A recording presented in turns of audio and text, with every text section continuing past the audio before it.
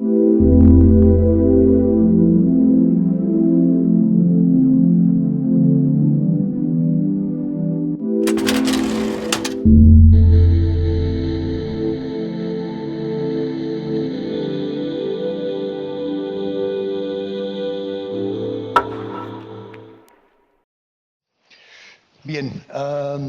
voy a empezar con un anarquista, perdonen ustedes por atrevimiento, pero aparte de ser anarquista, el príncipe Kropotkin, ruso, fue un geógrafo científico interesado en la evolución, y lo que es importante destacar es que cuando estuvo exiliado en Inglaterra, en los primeros años del siglo pasado, escribió un libro muy interesante que se llama El apoyo mutuo, que está disponible en castellano. Y lo que es interesante es que es un tratado realmente de evolución humana, en donde Kropotkin acepta la teoría evolutiva de Darwin, pero difiere en el mecanismo de selección. Fundamentalmente considera que más que la competencia y la sobrevivencia del más apto, la sobrevivencia del más apto es desde luego aceptable para él, el mecanismo que interviene más es la cooperación. Es decir, los que más cooperan son los que más sobreviven y los que más transmiten sus genes a la generación siguiente. Y de esa manera, pues es una respuesta al darwinismo social que ya en esa época estaba cundiendo, con la idea de hecho, basar el capitalismo incipiente en la idea de que lo que conviene a los seres humanos es competir, y competir para prevalecer. Entonces, Kropotkin hace el argumento contrario. Lo que conviene, lo que ha sido seleccionado es la cooperación. Y entonces, en vez de basar una teoría capitalista de explotación,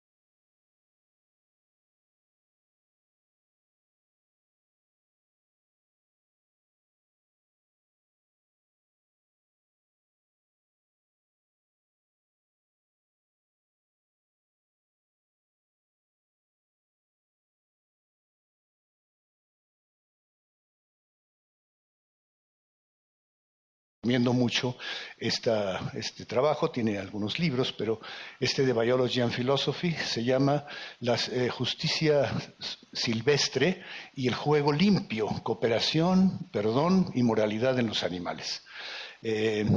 Revisa una enorme cantidad de evidencia, sobre todo etológica, sobre estos mecanismos en animales y cómo realmente funcionan, es decir, si funcionan en las sociedades animales y demás. Pero déjenme entonces relatarles un poco lo que sería para mí la historia o el cuento de la neurociencia social. Y para eso no voy a partir del momento en el que surge el nombre de neurociencia social en 1992 por Cacioppo, sino mucho antes, la gestación, digamos, de la línea de investigación, de la línea de pensamiento que culmina en esto que estamos llamando ahora neurociencia social y que voy a cuestionar no desde el punto de vista experimental, porque hay mucha evidencia de muchos sentidos, sino desde el punto de vista teórico, porque no existe realmente un núcleo teórico bien establecido para esta transdisciplina. Un antropólogo por Louis Leakey en los años 40. Leakey, recordarán ustedes, es el antropólogo que estaba en búsqueda de los primeros homínidos en la sabana de África, en Kenia y en Etiopía. El que realmente desarrolló esto mucho más fue su hijo Richard, Pero Leakey, con mucha visión, consideró que la antropología tenía que, aparte de buscar huellas y huesos para establecer el linaje de los homínidos, tenía que estudiar a los parientes más cercanos de los seres humanos y cómo organizaban su sociedad. Entonces reclutó, ahí está, Louise Leakey. No adivinarán ustedes quién es esta persona de vestido muy florido. Se trata de Jane Goodall. Jane Goodall fue la primera de las estudiantes de Leakey que aceptó el reto de estudiar sociedades primates en su medio natural. Y de hecho, aquí están los ángeles de Leakey, que Jane Goodall, es esta misma, aquí en situación embarazosa con un chimpancé. Dian Fossey con los gorilas. Recordarán también ustedes que Dian Fossey fue asesinada en África en 1985, después de estudiar la vida social de los gorilas por su militancia en contra de los cazadores furtivos de los gorilas. Ven ustedes la película Gorilas en la niebla, con Sigourney Weaver, del 1990 y tantos. O también Birute Galdikas, que trabajó con los orangutanes en Borneo.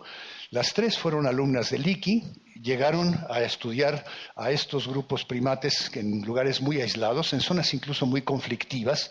La muerte de Dian Fossey lo comprueba, para analizar la conducta social de estos animales con una proyección o un objetivo biológico, o sea, entender la sociedad animal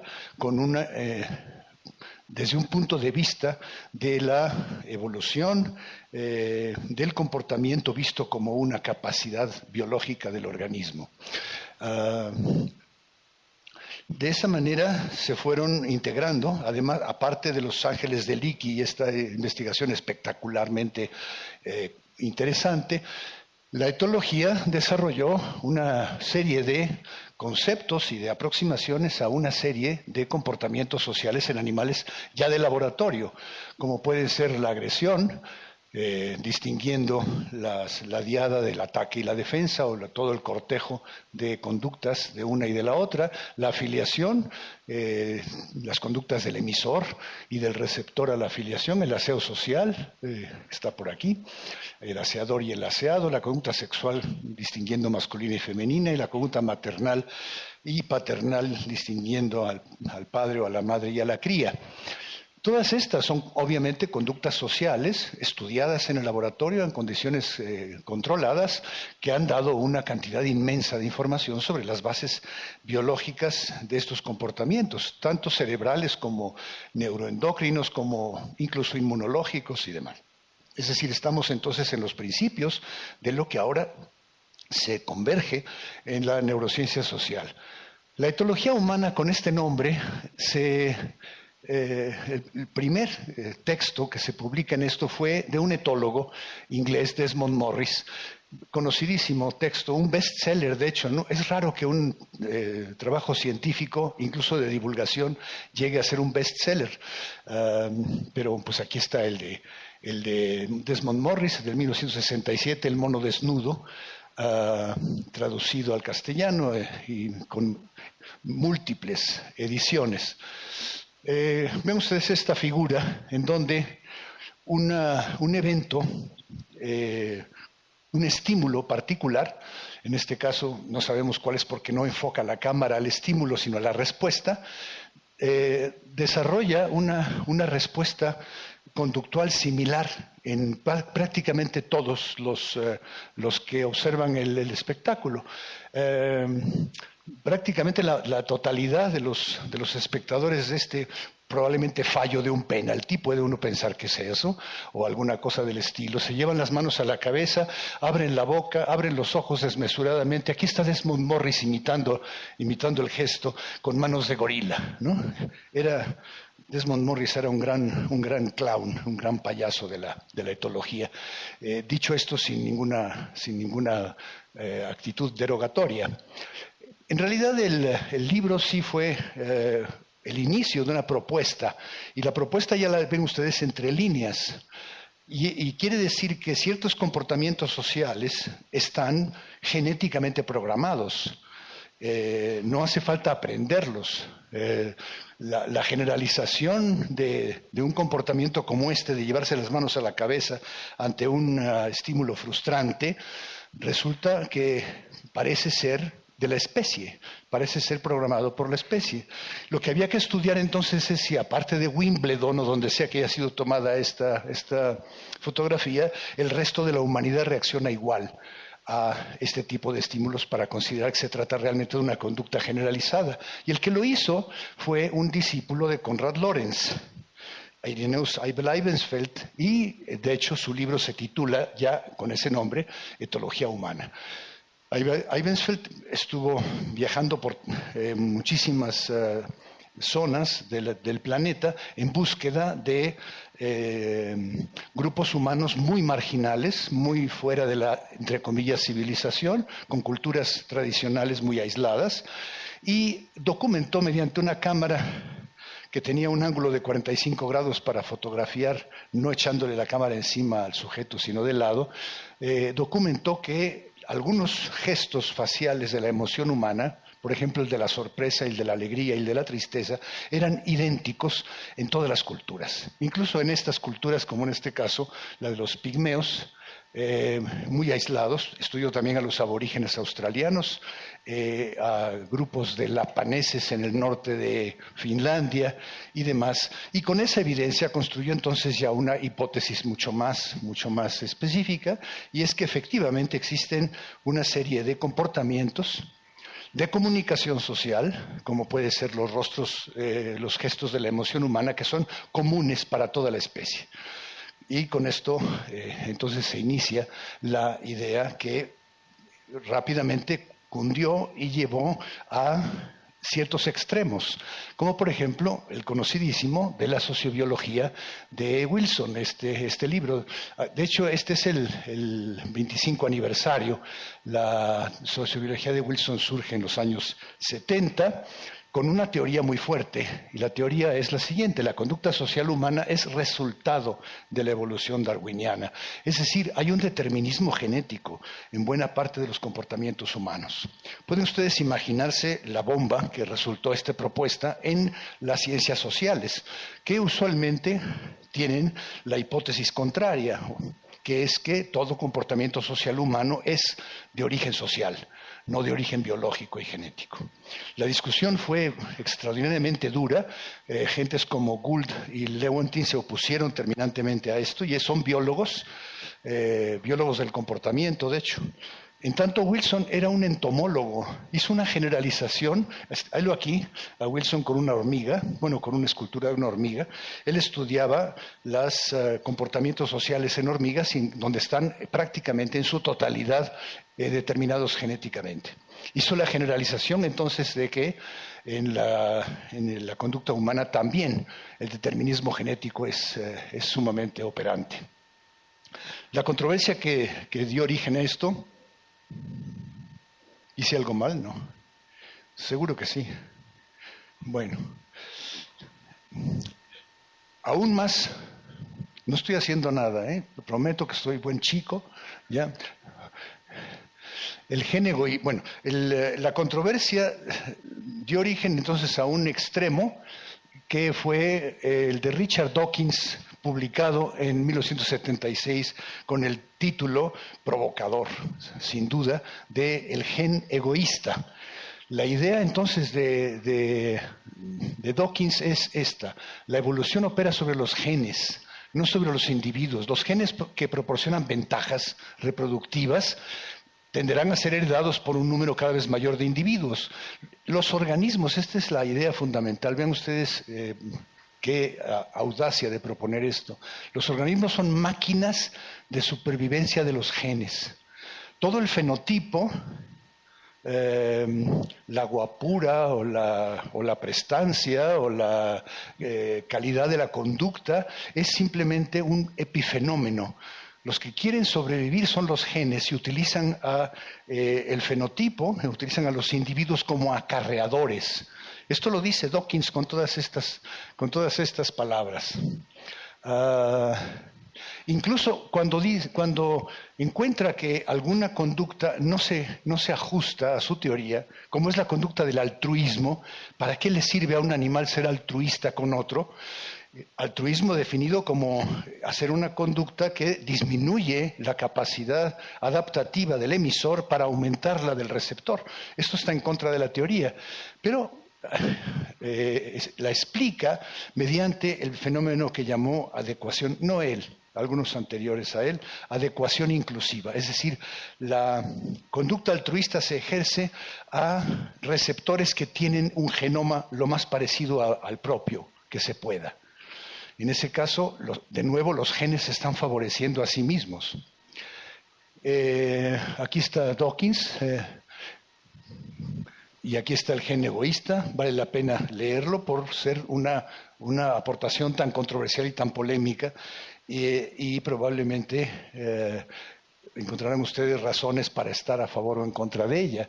Pero Dawkins mismo, que es un hombre inteligente, se da cuenta de que no toda la conducta humana se explica en base genética, y que hay una cantidad de información que se pasa de un individuo a otro claramente de una manera social, con poca intervención biológica. Pero entonces inventa un término que es el meme. Cualquier cosa que puede ser copiada de una mente a la otra le llama meme. Es decir, meme, como viene de la palabra de la que se origina también la memoria. El meme, entonces, es una unidad de información responsable de la transmisión cultural en el ser humano. Es análogo al concepto de gene y está sujeto a reglas básicas de la evolución. Entonces, para ser simplista, como Dawkins le gusta ser, y polémico y provocador, dice genes más memes y eso es todo, ¿no? O sea, no hay más. Y la imitación como medio de propagación. Cualquier frase, los publicistas manejan los memes muy bien, emiten frases que se difunden por la población, y lo que dice Dawkins es que esa difusión en la población sigue reglas como si fueran los genes. Es decir, la difusión de un rumor en una sociedad parece la difusión de una epidemia, sigue las mismas leyes que la difusión de un virus. Pues, entonces los memes se difunden de una cabeza a la otra o de un cerebro al otro mediante la imitación. La palabra OK está trazada desde sus orígenes en la Guerra Civil Norteamericana, que era 0 muertes, 0 kills. Entonces, cuando en un día bueno no había muertes, se ponía en el pizarrón 0K, y ahora le decimos OK cuando la situación está más o menos bien. Ya casi nunca decimos OK.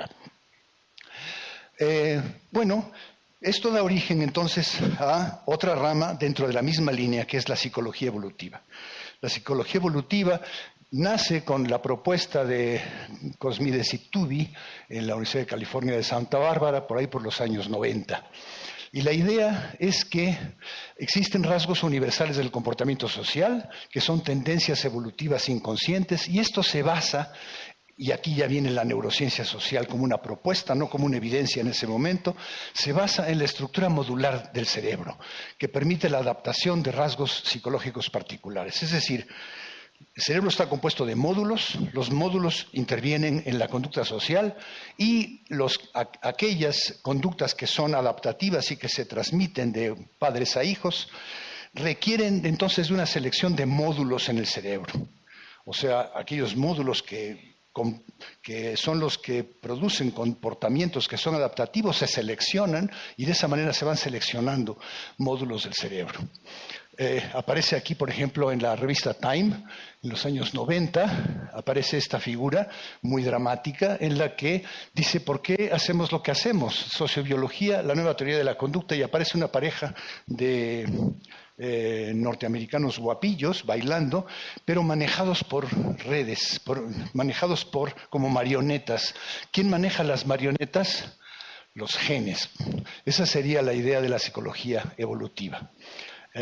No me da tiempo ahora de revisar datos particulares porque se han hecho estudios sumamente puntuales para probar estas hipótesis o desaprobarlas, y las cosas no resultan tan cómodas para la psicología evolutiva de esta manera, y en este instituto Pilar Chiappa ha hecho un estudio muy interesante sobre la proporción cintura-cadera, en las mujeres, que se considera particularmente atractiva para los hombres, la proporción de 0.6, 90, 60, 90, es una proporción universal que se considera desde los griegos que es atractiva. La idea de la psicología evolutiva es, bueno, lo que está pasando ahí es que el varón está literalmente midiendo los estrógenos de la mujer con esa proporción, que es la que producen los estrógenos. Entonces está midiendo capacidad reproductiva y por lo tanto por eso consideramos atractiva esa figura, ¿no? Pero resulta que no en todas las sociedades humanas esa proporción es la que se considera atractiva y hay factores también sociales y culturales que intervienen. No les digo más, como buena película, léanla, porque es muy interesante todo el asunto. Y finalmente surge ya la propuesta de la neurociencia social por primera vez por la autoría de John Cacioppo, que está aquí en este trabajo, contribuciones de la psicología social a la década del cerebro, la doctrina del análisis de muchos niveles, y tiene un libro sobre donde ya aparece la palabra de social neuroscience, que es en la actualidad, digo en ese momento, y después un seguimiento que aparece aquí a la derecha, fundamentos de la neurociencia social, con Cacioppo a la cabeza, de un grupo de gentes ya muy conocidas en el campo. Pero bueno, la noción en realidad ya surge sobre un trabajo que, como vemos, tiene antecedentes y en ese momento ya se está desarrollando muy claramente. Por decir alguna cosa, no por pensar que esto haya sido una aportación básica del asunto, pero en 1985, en un trabajo hecho con los grupos de primatas que están aún aquí, encontramos que hay interacciones triádicas, no solamente de emisor y receptor en una diada, sino donde interviene un tercer animal, para invitar a la agresión literalmente un animal se apresta, se acerca a un dominante y lo invita para agredir a un tercero, de esta manera aumentando su cercanía con el dominante y demás. La suma a la agresión que ya está en curso, la derivación de la agresión hacia un tercero, tú me pegas a mí, yo mejor le pego a este y te invito a que los dos le pegamos a este.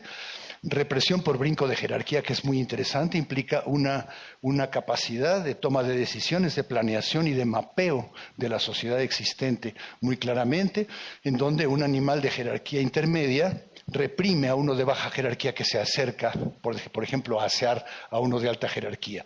Ricardo Mondragón hizo prácticamente su tesis de doctorado sobre este tema, la represión por ataque a afiliados, etc. Estamos hablando entonces de comportamientos sociales complejos que incluyen a más de dos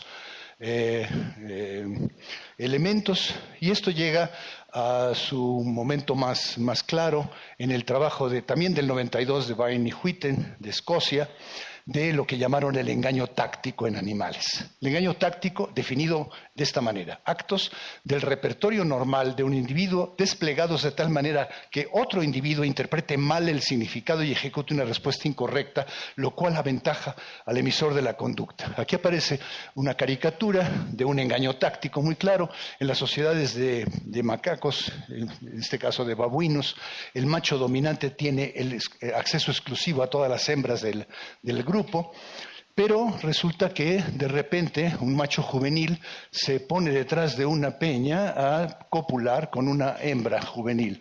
El macho no los ve, no se da cuenta, pero lo que es interesante es que se supone que el macho juvenil se da cuenta de que el macho dominante no lo ve.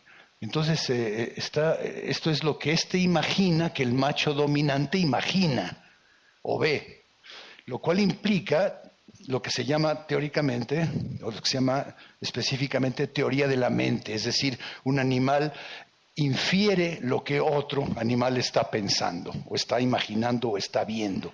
Pensar es una palabra quizás muy fuerte, aunque hay pensamiento animal no proposicional. Pero bueno, la idea sigue con la conducta maquiavélica, es decir, cuando un individuo muestra tener como meta el ejecutar una conducta de engaño y sobre todo parece entender lo que origina. En ese momento muestra lo que se llama teoría de la mente, es decir, Es una palabra que no me gusta demasiado. Teoría de la mente implica que el animal se hace una representación de lo que el otro animal está representándose en su mente. El engaño que acarrea intencionalidad, le llamamos propiamente llamado mentira. Es uno de los mandamientos de la Santa Madre Iglesia. Digo, no, el no mentir. Y esto entre los seres humanos, claramente, si los animales, como aparentemente demuestran Barney Whitten y otros,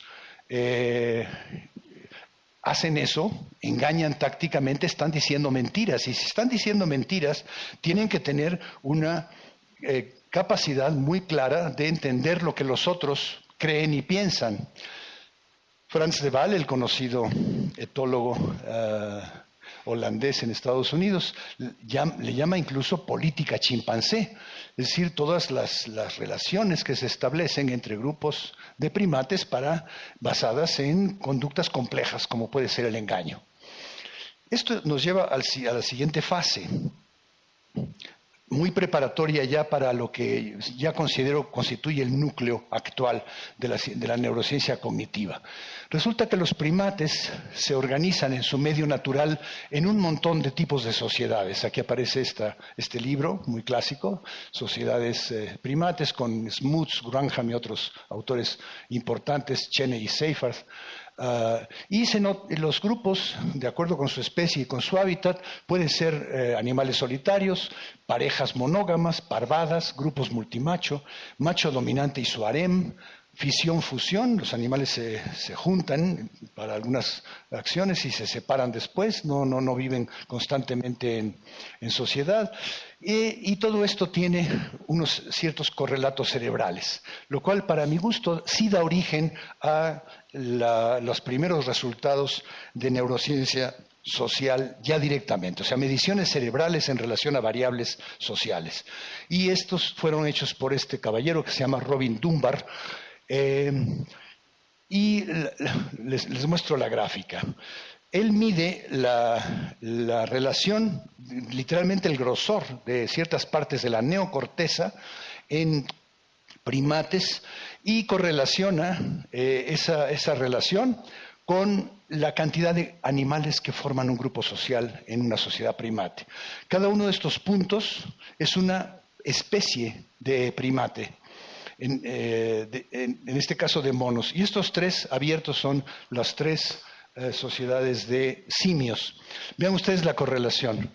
La correlación es muy, muy clara y se traduce en una formulación ya cuantitativa de neurociencias sociales que a mayor número de integrantes en una sociedad se requiere mayor neocorteza para procesar la información.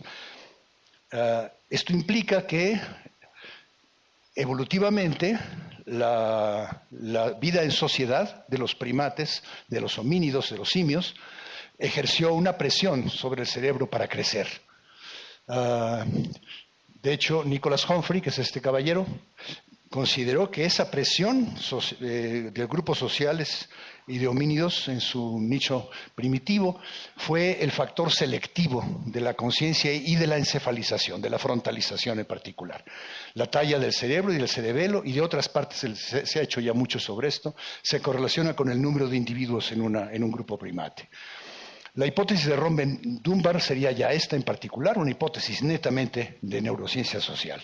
Los cerebros voluminosos y las habilidades cognitivas de los humanos han evolucionado mediante intensa competencia social en la cual los antagonistas desarrollan estrategias crecientemente maquiavélicas, utiliza el término de Bain y Whitten, con el fin de obtener mayor éxito social y reproductivo. Hay, y este es el punto también muy importante, una intensa modulación entre genes, cerebro, cognición y conducta. Hemos rebasado, entonces, y esto es muy interesante, hemos rebasado los postulados exclusivistas o reduccionistas de Dawkins o de Wilson para considerar que hay otros factores, ciertamente de sociales, de comportamiento y demás, que intervienen en esta selección. Los genes seleccionados controlan capacidades cerebrales cognitivas para inventar estrategias de aprendizaje. O sea, se rebasa, y esto es para mí fundamental desde un punto de vista de filosofía de la ciencia, se rebasa la dicotomía lo innato versus lo adquirido, se rebasa la dicotomía de la naturaleza versus la sociedad. Las dos son necesarias. Nuestra naturaleza, la naturaleza de los primates evolucionados y demás, está seleccionada para aprender a vivir en vida social, ¿no? Y esto, al diseminarse entre la población, acelera el tiempo de evolución. Aquí hay un libro de Dunbar que se llama Cerebro Social y Mente Distribuida, con lo cual hace una aportación a la ciencia cognitiva muy valiosa. Entonces, aparte de toda esta énfasis en los genes, en la transmisión biológica, estamos también enfatizando la transmisión social de comportamientos. Y la transmisión social toma estas 4 formas. La facilitación, en donde el neófito, el que no sabe, una conducta, hace lo mismo que un ejercitado al mismo tiempo. El neófito observa a un animal que está haciendo una conducta desarrollada y la imita sobre la marcha, in situ. La emulación, el neófito alcanza el objetivo del ejercitado, pero sin replicar las mismas acciones. El neófito observa al experimentado hacer una acción y obtiene la misma meta por otro camino.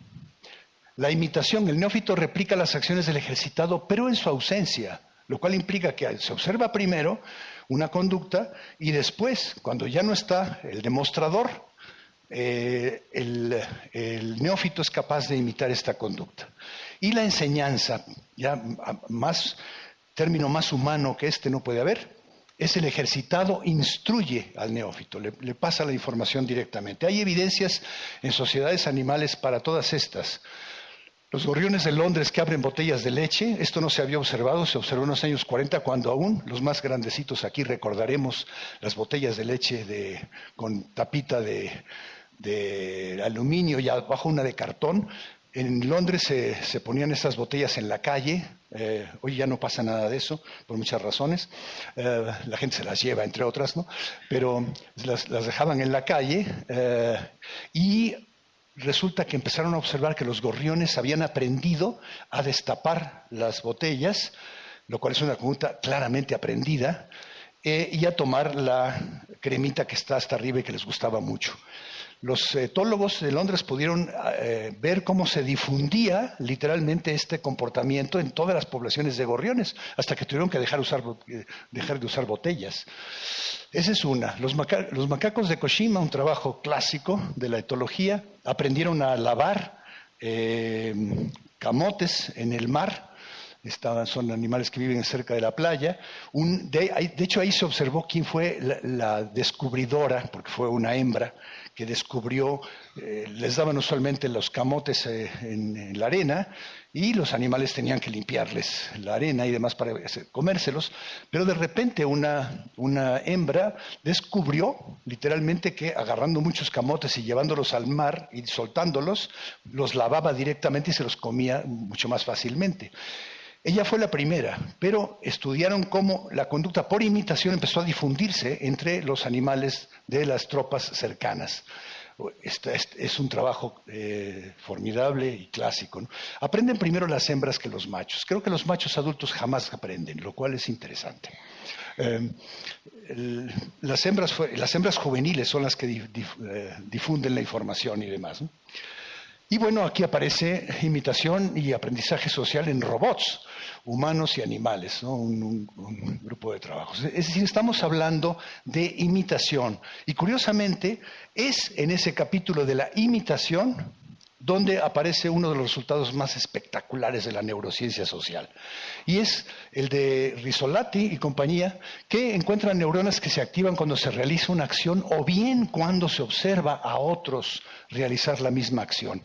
Estas neuronas, que les llamaron neuronas espejo, se encontraron primero en las áreas premotoras de la corteza frontal de los macacos, pero después se encontraron también neuronas espejo en otras zonas, las zonas parietales superiores y posteriores temporales. Aquí aparece ya un sistema, ya no se llaman neuronas espejo aisladas, sino es una red neuronal, el sistema extendido le llama a Rizzolatti de neuronas espejo. Es decir, estamos hablando legítimamente de cultura animal. O sea, cultura definida como tradiciones aprendidas, o sea, lo que pasó con la lavada de los camotes entre los macacos. Bueno, voy a ir más rápido.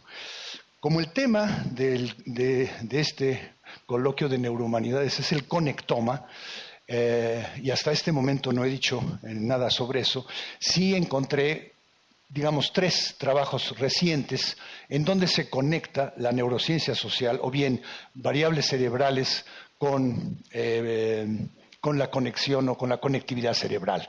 Me encuentro con este título interesante, Topografía de la mente social, hecho inicialmente por Lieberman, y aparecen aquí, no los voy a leer, 21 comportamientos sociales complejos, como teoría de la mente, de atribución disposicional, empatía, etcétera, y se enumera en el cerebro humano, esta es una revisión de la literatura, las zonas cerebrales que han sido involucradas en estas tareas. Como ven ustedes, hay grandes módulos, ¿no? El lóbulo frontal, el lóbulo parietal, el lóbulo temporal. En la parte medial está el cíngulo anterior, el cíngulo medio, las áreas prefrontales, etcétera, ¿no? El corteza entorrinal, etcétera. Es decir, una gran cantidad de cerebro está involucrado en comportamientos sociales. Aquí está otro trabajo muy reciente de Lajnakovsky y su grupo en Finlandia, en donde hace una serie de pruebas. Es un trabajo muy complicado. Aquí está la referencia para quienes quieran ver, Frontiers on Human Neuroscience, de hace un par de años o 3, y él encuentra cuatro grandes zonas de redes sociales. Una frontoinsular, una frontotemporal, otra frontoparietal y otra temporoamigdalina. Cada una de ellas es una red, pero a su vez las redes están conectadas entre sí. Este ya es un trabajo muy claramente pertinente al tema que nos interesa ahora. Otro más, el último que revisé, es de Michael Lombardo, del Departamento de Psiquiatría, es interesante, de la Universidad de Cambridge. Habla de circuitos compartidos para mentalizar, una palabra que no me gusta, pero la pongo así porque no encuentro una palabra en castellano que equivalga a mentalize en inglés. Si le pongo pensamiento es demasiado restrictiva, porque hay otras facultades mentales que se involucran en esto, como es la imaginación y la memoria y demás. Entonces, para mentalizar sobre uno mismo o sobre el otro, revisen ustedes el trabajo, está aquí la cita, es muy interesante la manera en cómo se analiza cuando el sujeto está pensando, considerando, imaginando cosas que le conciernen a él o le conciernen al otro. Literalmente lo que yo me gusta llamar la autoconciencia y la heteroconciencia. La conciencia de sí y la conciencia del otro.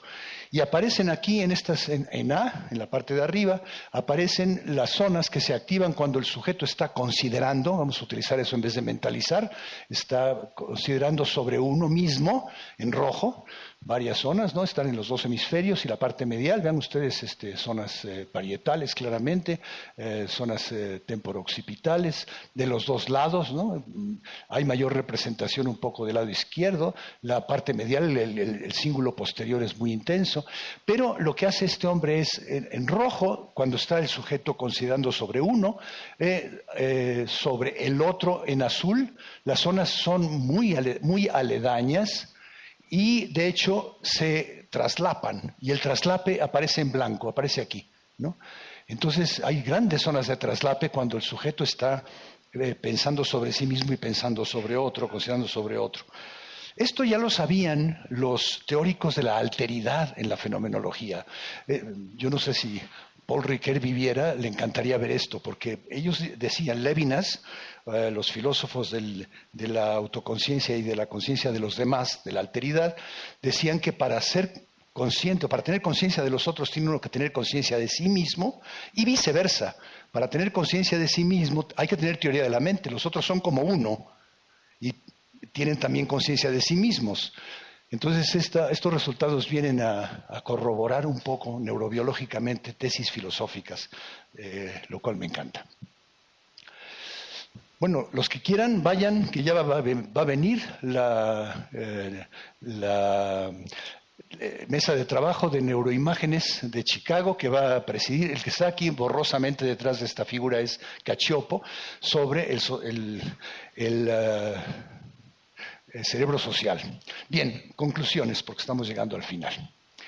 Acabo de terminar un trabajo sobre los orígenes y la formación de la neurociencia social y estas son las conclusiones generales. Hay unas que tienen que ver con la multidisciplina. La neurociencia social estudia los sistemas biológicos que determinan procesos y comportamientos sociales y también la influencia que el ambiente social ejerce sobre estos sistemas, en particular el sistema nervioso. Y para esto hay varios tipos de aproximaciones, modelos animales y bases cerebrales de conductas sociales, determinantes sociales de procesos nerviosos, neuroendocrinos o inmunológicos en diversas especies, imágenes cerebrales en personas sanas sometidas a tareas de cognición social, o bien estudios neuropsicológicos en pacientes con deficiencias y anomalías sociales, como puede ser el autismo, la psicopatía y otros más. Un conjunto heterogéneo de metodologías definido más por su objeto de estudio que por una teoría directriz. Y ahí me parece que existe el campo importante.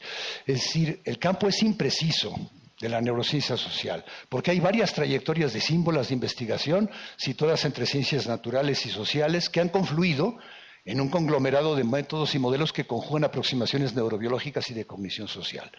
El campo que abarca el conjunto llamado neurociencias sociales es aún impreciso, pues sus fronteras y cimientos no están claramente establecidos. Su arreglo actual engloba teorías y datos empíricos sobre las bases y correlatos cerebrales de las conductas y cogniciones sociales, pero requiere una teoría que integre de manera adecuada y heurística las bases evolutivas y culturales de la mente social en términos de la neurociencia. Y finalmente, esto que enfaticé a todo lo largo, la controversia entre quienes favorecen una explicación biológica evolutiva genética y quienes sostienen una interpretación histórico-cultural aprendida de la conducta social podrá disolverse con base en los conocimientos que los mismos antecedentes y consecuciones de la neurociencia social han proporcionado del cerebro como un órgano evolutivamente diseñado para aprender por experiencia y acoplarse al medio, en especial a la vida social y a la cultura. Las dos explicaciones son complementarias, no podemos prescindir de una o darle mayor peso que a la otra, las dos trabajan al unísono. Son en realidad momentos o aspectos de un proceso de coevolución que ocurre entre los individuos y su entorno social y que involucra múltiples factores ineludibles y que están además enlazados. Genes, neuronas, redes neuronales, módulos cerebrales, cogniciones, emociones sociales, decisiones, estrategias, conductas, creencias, símbolos, valores, y me puedo seguir, ¿no? O sea, el programa es muy ambicioso. Y aquí está la neurociencia social en México. Es una lista sesgada. Está Pilar Quiapa, Francisco Gómez Montt, Israel Grande, Roberto Mercadillo, Ricardo Mondragón, Jairo Muñoz. Para mí son los que están haciendo la neurociencia social en México. Noten ustedes que una buena parte de ellos están en este instituto, entonces, por favor, cultívenlos y no los pierdan. Muchas gracias.